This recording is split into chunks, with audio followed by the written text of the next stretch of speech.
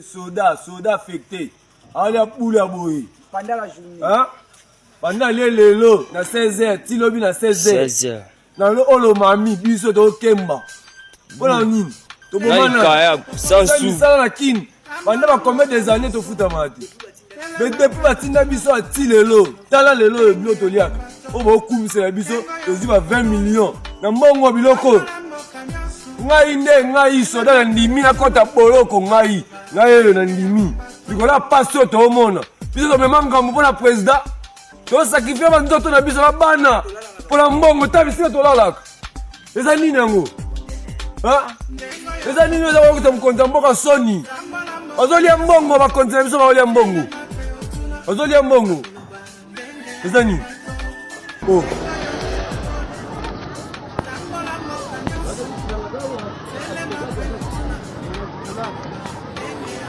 Voilà les femmes militaires qui revendiquent leurs droits. Ils sont impayés, au moins 3 mois impayés. Leurs maris sont au niveau du front, au niveau de la guerre, mais ils ne sont pas payés. Voilà ce qui se passe à Goma au niveau de la 34e région, au bureau du général de la 34e région. Vraiment c'est honteux, très honteux vraiment. C'est très honteux.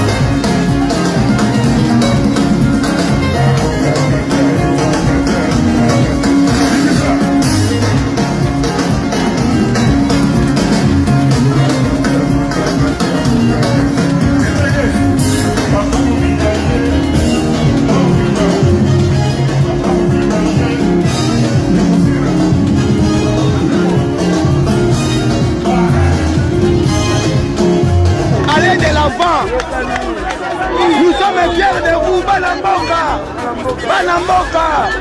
Banamboka, Bokene Liboso.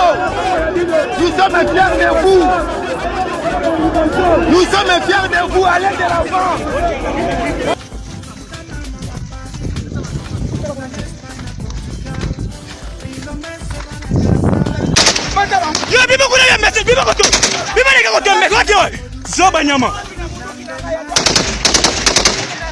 Ok.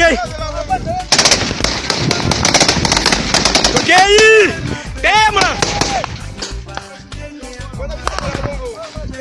Companhia na biso. Ele vai para apoiar biso.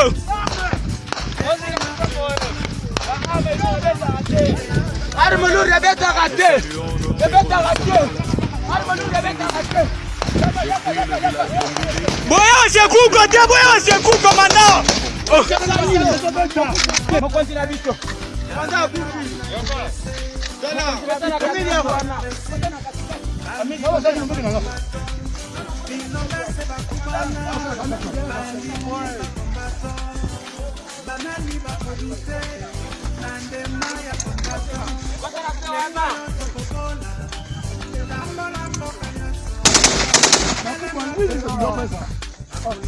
Tozo puis rezo la sous place biso tozali.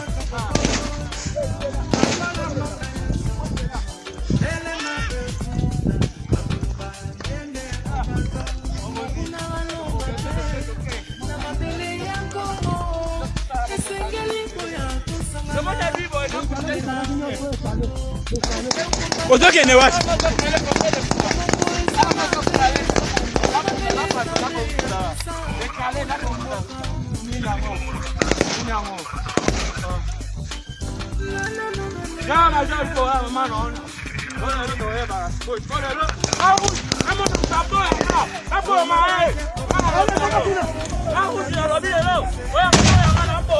Tokei!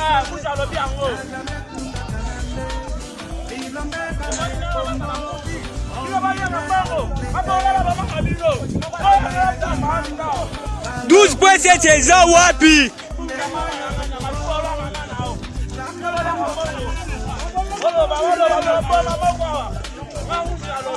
Ogolobani bola major. Soit ça les gars va voter à Zopé. Soit ça les gars va voter. Bola mamana. Lubumbashi pour un deuil, j'avais perdu mon beau-frère, mais quand je suis arrivé là-bas, on a fouillé ma information, quelques éléments, il y a armée régulière, il y a biso. Basoda bazako limwa na Lubumbashi, bazo bimela par Kasumbalesa. Basoda, d'une manière très isolée, au Webate, soda na munduki mais alimo azomona raté na circulation. J'avais ces informations na pesi yango na ba ona ko pesa bango pour que bazwa maele ya kotala de quelle manière qu'il faut surveiller. Il y a aussi un autre problème, il y a ba formation à ba soda na biso. Ba o baza kozo. So bazu ba formation na suka ba o bazo tia ba commandant ya ba unité. Ba tie moi unité à 10 personnes ou 15 ou 20 ou 30 ça dépend. O bazo tia responsable batwa na baza bato esengeli kolandela mingi parce que ba information ebele zo fouté que bato bazo tia ba responsable ya ba unité après ba formation bazo za la bato bazo za la apparemment en connivence na bato baza robunisa biso na mboka. Il faut surveiller un peu ce genre là parce que soki motoza déjà chef il y a troupe il y a bato ba outil formation bato bazo croire na ye il suffit ba benga ye na téléphone pour appeler ça une orientation il peut orienter bato nyos parce que ba koloba il n'existe pas de mauvaises troupes il y a que des mauvais chefs. Alors au chef a koloba bango nyos bazo landa bato ba outil formation bo surveiller mingi bato baza ba responsable et besoin ça ba unité bato na besoin la maîtrise na bango te. J'ai donné ces informations là. Mais des fois, on néglige des informations. Nous avons des informations à un certain moment. On peut ces informations, ok, bah, likambubo, bah, tu vas zomer dans le collage. Bon, que, ah, surtout, dans le commençons, on peut ces informations, bah, tu vas le bioté, à jaloux, à un problème, naïe, tout ça. Na okaki, bah, tu as caméra. Alors que j'étais aux États-Unis, na sala qui tweet, moi, sur ma cambo, bah, maison préfabriquée à Mbujimaï. Na okaki, quelques personnes, ce n'est pas, bah, tu as UNC officiel, mais quelques personnes qui se réclamaient comme membres à UNC. Na makambo ya ba maison préfabriquée oyo ya dossier ya caméra botika ngana vanda kimi ya botu molanga ite caméra était na prison je l'ai visité 2-3 fois j'ai parlé avec caméra sur ce dossier là ngala kendaka lobito na kenda Mbujimai na kenda Dar es Salaam na kenda Lubumbashi botika botu molanga ite na biso so na lobby bokozanga kimia caméra zo luka Assemblée nationale na ba information toza nango c'est-à-dire bon éviter bon de la ngana lobate so na lobby aux amabe pour la bino vous devez éviter ça dit place bo vandi bo somba silence so mo ngana oleka bo salo kwa bo ebinga ite soko meki ko kota na ba tweet au salibo makambo na kolobao na sur bokotika la mauvais souvenir. Et puis moi je n'ai peur de personne pour parler so na ngina loba na koloba makambo na ngina lo. Et surtout si je sais que je suis dans les vins. Na tout moli mutute, na sala qui tweet parce que na zagi na Mbujimai. Ba maison préfabriquée za la rabato ngango même na Lubumbashi. Na Lubumbashi c'est bon monyango. Bo kumisa ya kanchat. Donc si kana lobate, poso la bimisi bilo quoi, vous aurez du mal. Bon, on fil à retordre. Faut éviter de me provoquer sur cette question. Nous avons des informations. Des fois ezaka kapona au total la pona quiétude, au talimboka, vous regardez un peu le climat à un certain moment. Moi, je ne peux pas me laver la tiki moi si na bananda qu'on a pour s'aventurer à la télévision. Ceux qui n'ont pas le bélo que ça dit j'ai des preuves tangibles et irrécusables. Et quand on se donne la peine, il y a Robunda pour na mboka ko tia d'information. Na minute au gouvernement Bibina, on va parler de l'informateur tout à l'heure avec sa mission. Gouvernement Bibina noté les gens sont calmes, personne ne parle. Ba tu na minute ba tungi ça va pasteur. Vous allez voir tout celui qui veut être au gouvernement, alors son pasteur, ndako na ekomi ndako intercession, ba intercession baza kolala kuna ba pasteur baza kolala kuna. En même temps pe la mboka bazu photo na ba tia ndako nganga bazo travailler Félix Tshisekedi na bato mususu po ba tia ka kombo na. Nous savons ce que vous faites comme des pratiques nuit et jour. Héros na nous tomoni le côté. Mais les jours où ba ko tia yo kaka premier ministre ou bakotia au ministre local liboso to yebi déjà procédé on connaît comment ça se passe message à liboso d'aller ba ressortissant à côté d'Abino ne ba ko remercier chef de l'État avoir nommé notre digne fils du pays to yebi na ba mona ba phrase beaucoup remercier so yi bo remercier abandi musala so abandi musala yibi babandi ko frapper ye awa to frapper ije fasali musala ba quand tu mutola la cacho groupe ya batu babi ba lobi ote c'est un acharnement politique.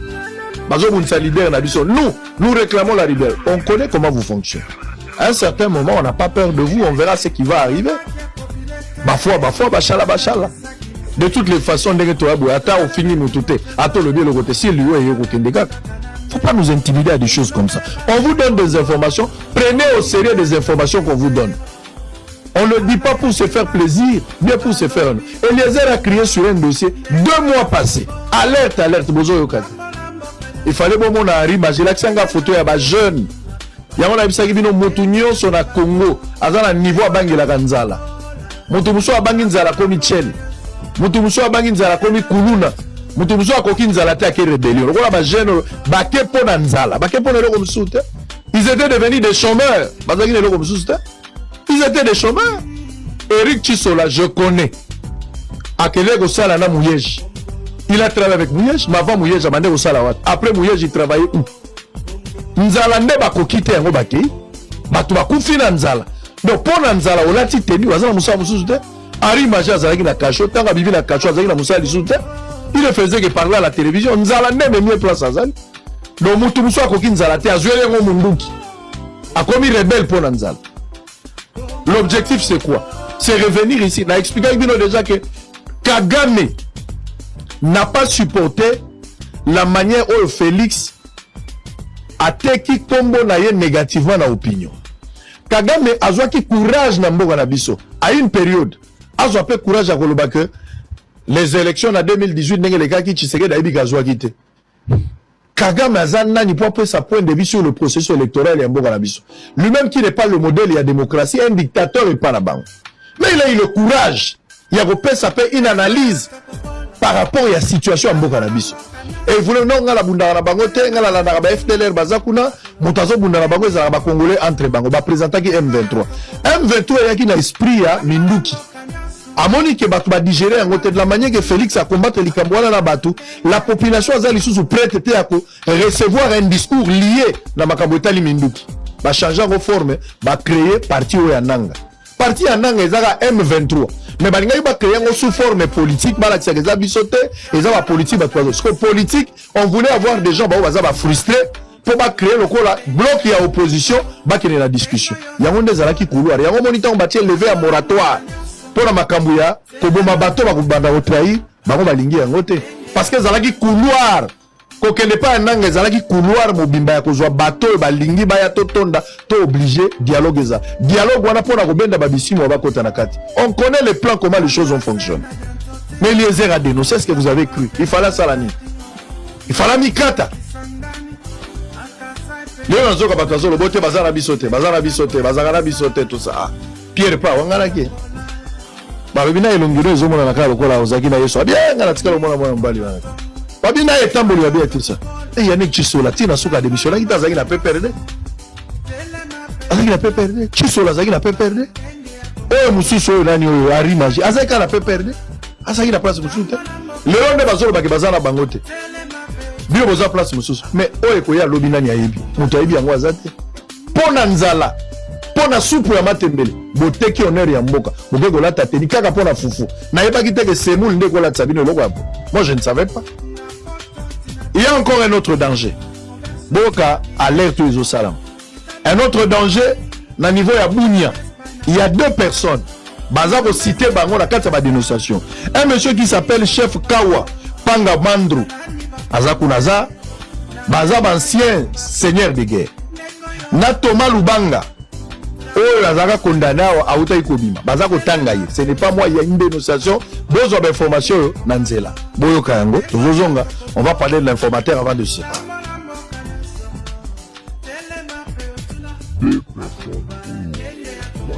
Ici, dans la province du Tanganyika, ça ne se fera pas. Je n'accepterai personne de la province de Tanganyika. Ouazalendo ou pas. D'abord, vous êtes les faux parce que les vrais Azalènes ne veulent pas figurer entre les Konorkiou. Oh Maïmaï, oh de la ronde, se promener avec les. Ici, ça ne se fera pas. Là, vous devez même appeler Balébégué. Je n'accepterai jamais, oh Miniko Foulani, avec l'arme de l'État. D'abord, na moyen le coup payo, na ouais moyen na mifu. Toutes les armes comme pour il faut armer. Yo que to que au Tanganyika, il n'y a que l'armée et la police. De quoi ma service très connu. Hakuna ni Wazalen ni Mutanganyika. Ça n'existe pas.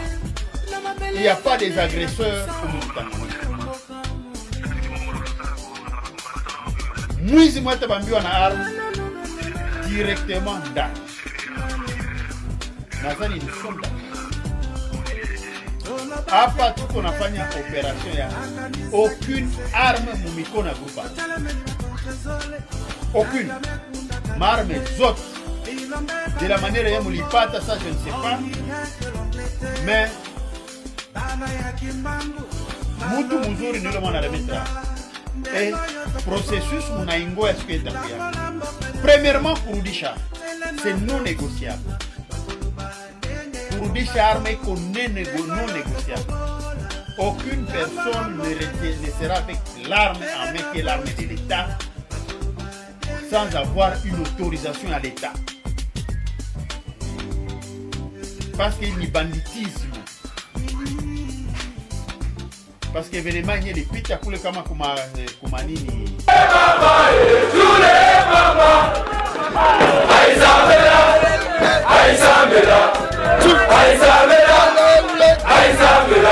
La sécurité des Lualabé préoccupe au plus haut point le président Félix-Antoine Tshisekedi Tshilombo. Fifi Masuka Saini a sur instruction du commandant suprême des forces armées et de la police nationale congolaise effectué une visite à la caserne de l'unité régionale d'intervention de la police ainsi qu'au dépôt des vivres du 231e bataillon de réaction rapide FARDC dans le territoire de Muchacha sur le site de Mangamanga. Fifi Masuka Saini s'est imprégné des conditions d'hébergement.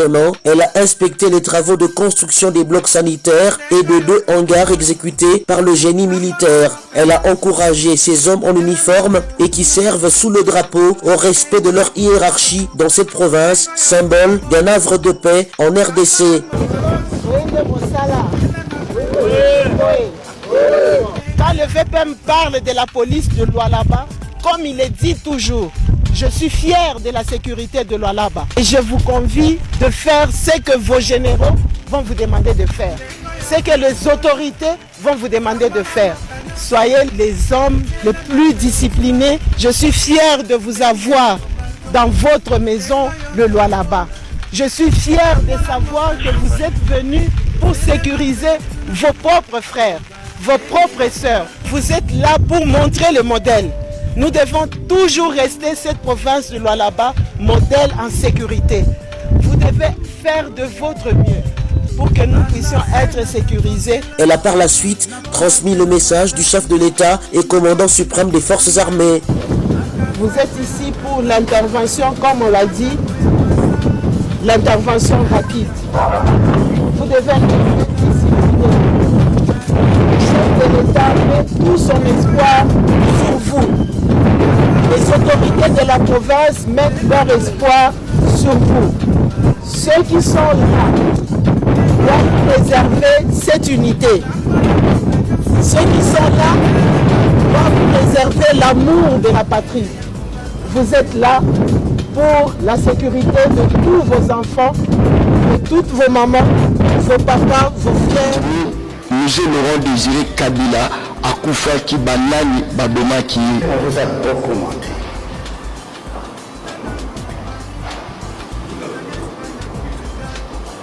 Celui qui a assassiné le président Laurent Désiré Kabila s'appelle Rachidi Moubek. C'est un soldat. Il était lieutenant, un des gardes approchés de lui. C'est lui qui a pris son arme, il a tiré sur lui. Ce n'est pas le but.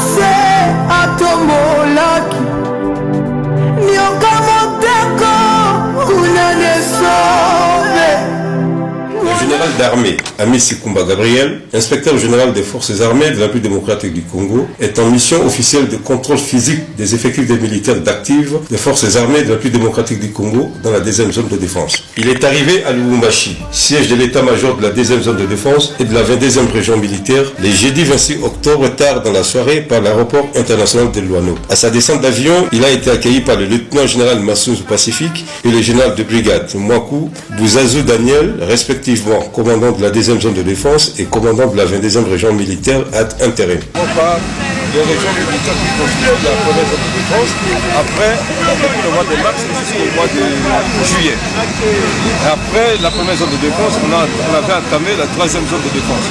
Aujourd'hui, c'est le tour de la 2e zone de défense, c'est pourquoi le secrétaire général des forces armées est venu lancer officiellement le début de cette opération ici dans la 2e zone de défense. La 2e zone de défense va clôturer le contrôle des militaires contre l'armée.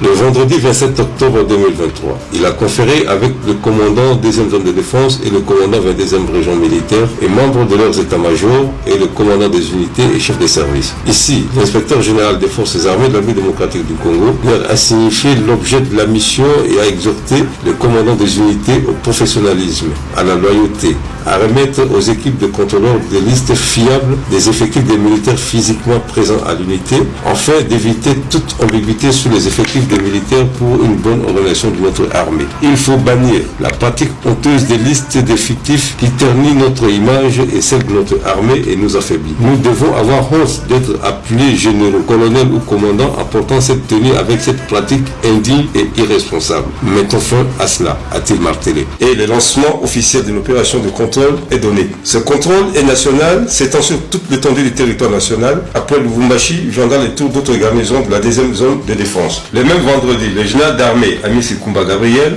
inspecteur général des forces armées de la République démocratique du Congo, se rendu au gouvernorat provincial d'Ivo-Katanga pour présenter à la première autorité politico-administrative, le gouverneur Jacques Kiaboula Katoué, ses civilités. L'inspecteur général des forces armées de la République démocratique du Congo, général d'armée Amici Kumba Gabriel, est arrivé hier ici à Lubumbashi.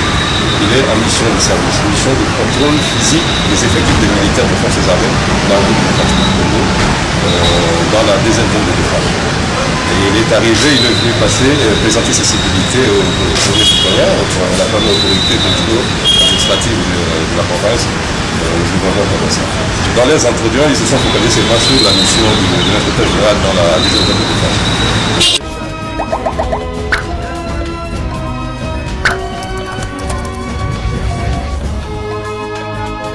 Urgent, la résidence du général Amici Kumba Gabriel dit Tango Furami Tandimongya Fula serait encerclée par la GR. Pour motif, il aurait préparé un coup d'État.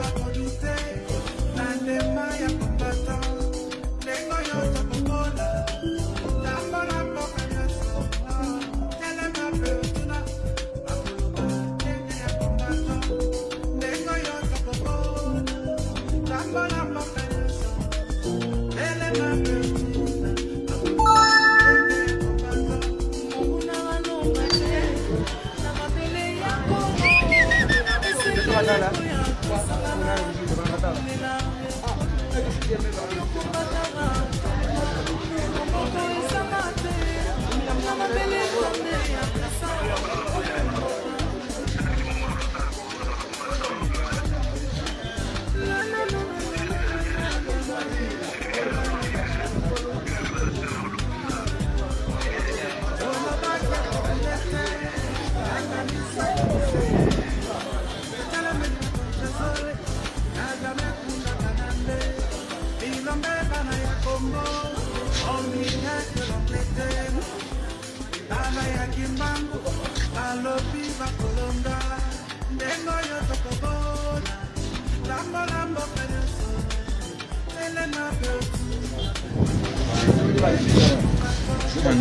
Bien.